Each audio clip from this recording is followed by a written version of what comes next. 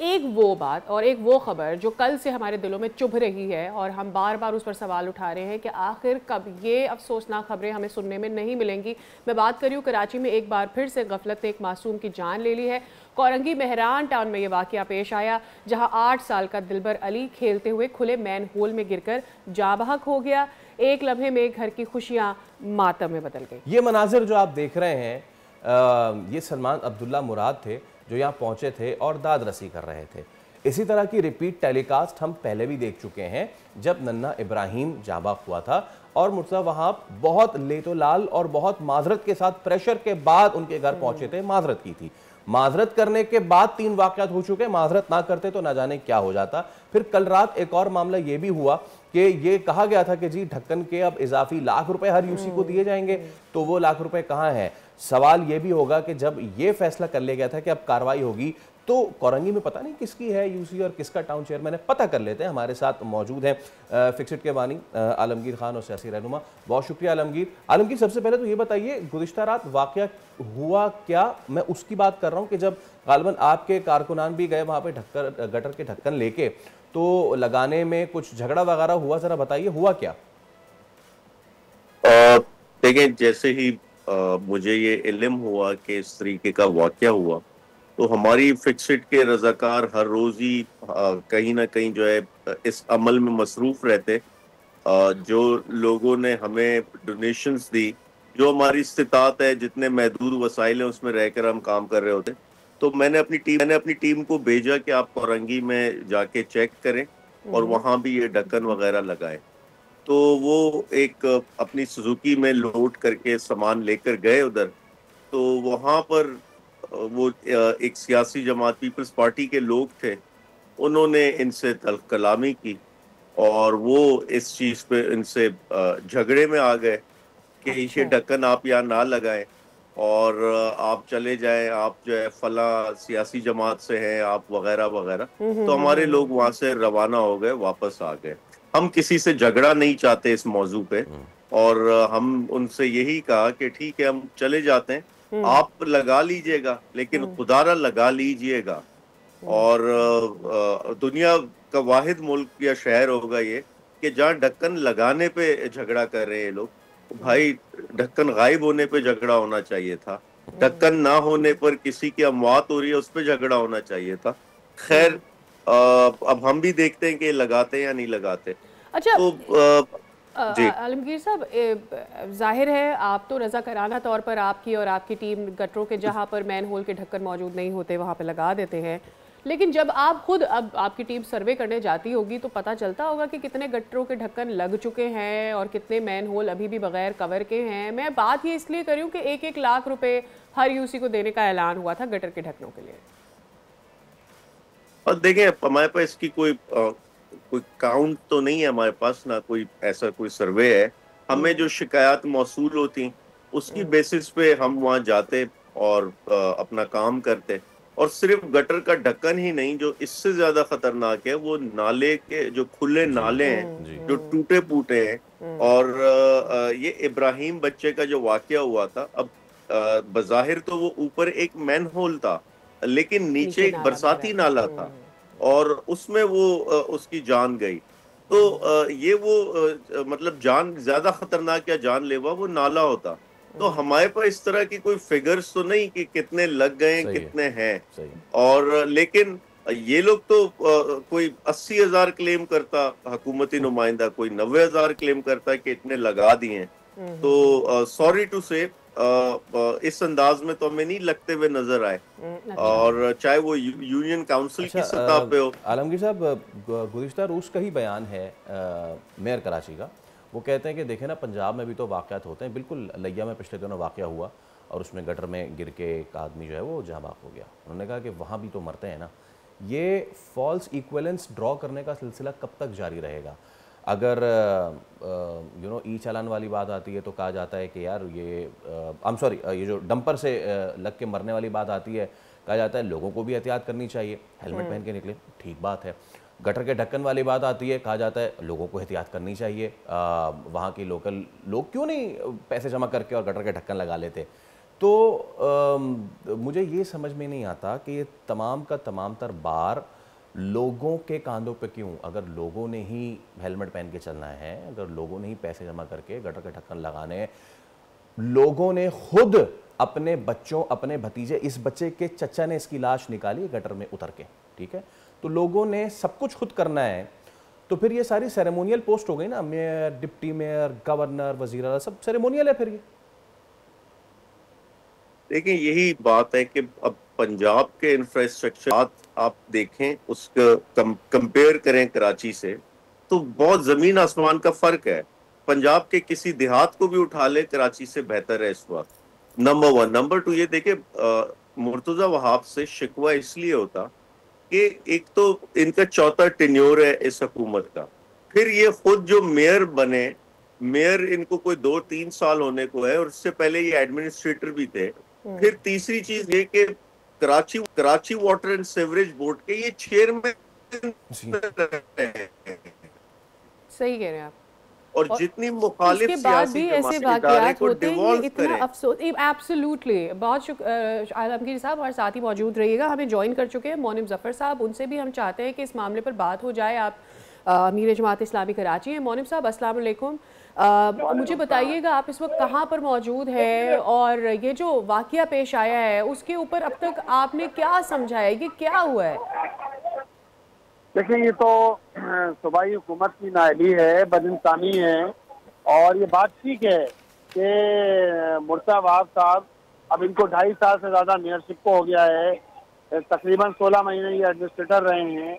और देखिए ना, इस वक्त Karachi water and sewerage corporation के चेयरमैन हैं। कराची सीवरेज कॉरपोरेशन जो है वो वाटर एंड सीवरेज कॉरपोरेशन, इसका अरबों रुपए का बजट है, सिर्फ इस साल का 47 अरब रुपए का जो है वो बजट है। 1.6 बिलियन डॉलर के इनके मंसूबे चल रहे हैं, फॉरेन फंडिंग मंसूबे चल रहे हैं, जिसके जो है वो सूद के साथ अदायगी भी कराची के शहरी करेंगे, 1.6 बिलियन US डॉलर के। अब देखें ना, ये प्रोजेक्ट चल रहे हैं, लेकिन बात ये है कि Karachi water and sewerage corporation नायब इदारा बना हुआ है, सफेद हाथी बना हुआ है, और ये लोगों को देखे ना, अब इंसानी जानों का ज़िया हो रहा है। कितने अफसोस की बात है कि ये इस काम को करने से भी आजिज हैं। एक यूसी के जिम्मे लगा देना मसले का हल नहीं है। यूसी में एम्प्लॉय कितने होते हैं?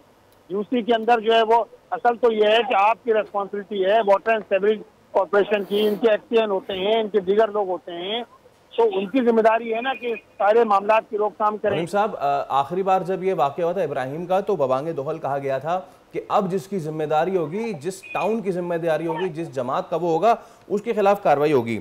आप गालिबन पहुंचे हैं यहाँ पे ना कोरंगी में, किसके अंडर है ये कोरंगी? भाई देखें, ये मसला नहीं है कोरंगी किसके अंदर है। हेलो, जी जी जी बताइए। जी बिल्कुल बिल्कुल। मसला ये नहीं है कि पीपल्स पार्टी की यूसी है या फिर पीटीआई की यूसी है। बात यह है कि वाटर एंड सीवरेज कॉरपोरेशन एक अलहदा इदारा है, ये डेवोल्यूशन ऑफ पावर करने के लिए तैयार नहीं है। फिर देना ये टाउन के अंडर में क्यों नहीं देते? टाउन के अंडर में बात यह है कि टाउन के अंडर में देने के लिए तैयार नहीं है। मुर्तजा वहाब साहब चेयरमैन बने हुए हैं इसके, और इख्तियारात इस हिस्सा में मुंतकिल नहीं करते, बात जमहूरियत ही करते हैं, तो ये तो ज्यादती है ना। 1 लाख रुपए देके आप ऐसा कह रहे हैं कि हातिम ताई की कबर पे आपने लात मार दी, आपने ऊंट के मुंह में जीरा। भाई होता क्या है 1 लाख रुपए से? और 1 लाख रुपए भी ट्रांसफर नहीं हो रहा है अकाउंट के अंदर जो है वो। आपने 6 महीने पहले ऐलान करा था, 6 महीने गुजर गए, दिसंबर के महीने में आपने कहा 9 दिसंबर को हम 1 लाख रुपए दे देंगे। भाई क्या दे देंगे 1 लाख रुपए? होता क्या है 1 लाख रुपए से? सही। तो मोनिम साहब, फिर ये जो डेवोल्यूशन ऑफ पावर तो एक अलग बात है। सबसे पहले तो ये कि भाई ये कौन है जिसकी जिम्मेदारी है, जो अपना काम नहीं कर रहा, उस जिम्मेदार को कैसे अकाउंटेबल ठहराए? मुर्तजा वहाब साहब की जिम्मेदारी, मुर्तजा वहाब साहब की जिम्मेदारी है। वाटर एंड सीवरेज कॉरपोरेशन के चेयरमैन बने हुए हैं वो। और दूसरी बात ये है कि डेवोल्यूशन ऑफ पावर यही तो है ना कि आपने सारे इख्तियारात अपने हाथ में रखे हुए हैं। बात आप जमहूरियत यानी कचरा उठाना आपकी रेस्पॉन्सिबिलिटी, पानी आपके पास, सीवरेज आपके पास, तो भाई आप क्यों नहीं करते? डेवोल्यूशन क्यों नहीं करते? 18वीं तरमीम के बाद इख्तियारात को निचली हिस्सा पे मुंतकिल होना था। ये सारी चीजें एक दूसरे से कनेक्ट हैं, अलग नहीं किया जा सकता। तो जब आपकी रेस्पॉन्सिबिलिटी है, जब आपकी जिम्मेदारी है, तो भाई जवाब भी आप देंगे ना। आप टाउन से क्यों पूछ रहे हैं? आप यूनियन काउंसिल से क्यों पूछ रहे हैं कि जिनको आपने पहले साल 5 लाख रुपए दिए, दूसरे साल अगर आप 12 लाख भी दे रहे हैं, तो भाई उसमें से 7-7.5 लाख रुपए तो तनख्वाहों और टैक्सेस में चले जाते हैं। सही सही सही। आलमगीर साहब ये बताइएगा, ये जो मुर्तज़ा साहब को अक्सर आपने भी सुना होगा, वो ये कहते रहते हैं कि जी हम तो ढक्कन लगाते हैं, ढक्कन लोग उठा के ले जाते हैं। तो ये वाला ज़रा मामला बताइएगा कि अगर ढक्कन उठा भी लिए जाते हैं तो क्या उसकी आइडेंटिफिकेशन कोई बहुत ही ऐसा मुश्किल काम है जो नहीं हो सकता, और दोबारा ढक्कन लगाने में क्या मसला है? मुर्तजा वाब से कहना कि हम फिर चौकीदारी शुरू कर देते, फिर पुलिस थाने फारिग कर दें, फिर हम डंडा लेके बैठ जाते हैं, अवाम डंडा लेके बैठ जाए, हर ढक्कन के साथ चौकीदारी करे, ये क्या मंतक है? आपकी हुकूमत है, पुलिस आपकी है, पकड़े इनको। सेफ सिटी प्रोजेक्ट में आपने हजारों कैमरास लगाए तो इस्तेमाल करें उसको। दूसरी चीज ये, दुनिया भर में अब जो है वो प्लास्टिक फाइबर के, पीवीसी फाइबर के ढक्कन बन रहे हैं। यहाँ इसी मुल्क में ऐसे शहर हैं जहाँ लकड़ी के ढक्कन भी लगते, यानी उसमें कोई ऐसा मटेरियल नहीं जो चोरी के काबिल हो, आप वो इस्तेमाल करें। और वो कोई ऐसा और इतना मजबूत मटेरियल कि वो डंपर या टैंकर के चढ़ने से भी नहीं टूटता। वो 40 टन तक का लोड बर्दाश्त कर सकता है, ये पीवीसी फाइबर वाला ढक्कन। आप वो इस्तेमाल करें। प्राइवेट वेंडर्स अवेलेबल हैं इसी शहर में, हम उनसे खरीद रहे हैं, तो आप भी खरीद सकते हैं। आप तो अपना प्लांट बना सकते हैं पीवीसी फाइबर प्रोडक्शन का। शायद नहीं, इन्होंने जो बनाया वो सीमेंट सरिये वाले ढक्कन था, और उसका अभी तक नहीं पता कितने ढक्कन बनाए, कितने लगे। अच्छा। मैं कह रहा हूँ कि प्लास्टिक के ढक्कन बनाए। इसी आप शहर में कचरा उठाते, इसी से रिसाइकिल करके प्लास्टिक वेस्ट से आप पीवीसी फाइबर के ढक्कन बना सकते। तो ये इन सब चीजों का हल मौजूद है। अगर विल तो हो ना, तो रास्ता निकलेगा। तो अभी तक विल नजर नहीं आ रही। विल की बात आप कर रहे हैं आलमगीर साहब, बिफोर कमिंग टू यू, मैं अगर हमारे साथ मुनीम ज़फ़र अभी भी मौजूद है। मुनीम साहब, अब मसला सर इतना सा है कि हम सिर्फ ये सोचते रह जाएं कि जी इसकी जिम्मेदारी है, उसकी जिम्मेदारी है, ये है वो है। उस माँ बाप को क्या जवाब दें हम जाके ना? पिछली बार भी जब ये वाक़या हुआ था तो जो इब्राहिम के दादा थे उन्होंने कहा था मेरे बच्चे के साथ हो गया, फिर यह वाक़या ना हो। अब ये दिलबर का जो चचा या बाप कह रहा है कि यार मेरे बच्चे के साथ हो गया, अब किसी के साथ ना हो। सो कब तक ये चीज़ इस तरह चलती रहेगी? कल मुर्तज़ा वाब साहब ने कराची वालों से वादा किया है कि जी जुलाई तक ना ये काम वगैरह सारे निमट जाएंगे, सब कुछ हो जाएगा, यानी एक और वादा किया है। तो हम लोग फिर वादे वईद के ही इंतज़ार में बैठे रहें या फिर किसी वाक़े के होने के इंतज़ार में बैठे रहें? हेलो जी जी मुनीम साहब। अच्छा, देखिए कि बात यह है कि सिर्फ वादों से तो काम नहीं चलाया जा सकता ना, सिर्फ दावों से तो मसले हल नहीं होंगे ना। अब आप ये बताइए कि आपने पहले कहा कि 60 दिन के अंदर रोडें मोटरेबल हो जाएंगी। 60 दिन को गुजरे हुए भी 60 दिन गुजर चुके। हमने बात की ना, हम बात कर रहे हैं भाई कि आप किसी चीज की डेडलाइन, यानी 2025 में कोई मंसूबा, कराची का बड़ा मंसूबा मुकम्मल नहीं हुआ। पानी शहर को नहीं मिल रहा। K4 मंसूबा जो है वो 22 साल से K4 मंसूबा जो है वो पेंडिंग है। एक जो है वो ग्रीन लाइन मंसूबा 2016 में शुरू हुआ था, आज तक मुकम्मल नहीं हुआ। रेड लाइन के नाम पर जो है, हेलो जी जी आपको सुन रहे हैं, रेड लाइन के नाम पे पूरा शहर खोद के डाल दिया गया। कोई तारीख मौजूद नहीं है कब मुकम्मल होगा। जहांगीर रोड आपने देख ली, करीमाबाद अंडरपास आपने देख लिया। अरे भाई बात यह है कि आप के अंदर इतनी एहलियत ही नहीं है। आप नाअहली, बदइंसानी, करप्शन ने शहर को तबाह कर दिया। लोग अपने प्यारों के लाशें उठा रहे हैं। देखिए ना, एक बच्चा 8 साल का बच्चा, अभी 2 दिन पहले हैदराबाद में 5 साल की एक बच्ची मरियम, उससे पहले 1 हफ्ते पहले हैदराबाद में ही गटर में गिर के एक और बच्ची जो है 3 साल की बच्ची गिर गई। यार ये क्या मजाक है शहर के साथ कि आप शहर के अंदर लोगों को रिलीफ देने के लिए तैयार नहीं है। मंसूबे आपके मुकम्मल नहीं हो रहा है। शहर खोद के डाल दिया है। अंडरपासेस के नाम पे शहर का बेड़ा गर्क कर दिया। करीमाबाद अंडरपास के लोग ये सवाल का जवाब देना, बनाने की जरूरत क्यों थी? सिर्फ इसलिए कि जियाउद्दीन अस्पताल जो है डॉक्टर आसिम साहब को जाना था, इसलिए आपने खोद दिया। वहाँ जरूरत ही नहीं थी, आपने वहाँ खोद दिया। मुनव्वर चौरंगी के पास अंडरपास खोद दिया। हर जगह धूल मट्टी उड़ रही है। यार आपने शहर को क्या समझा है?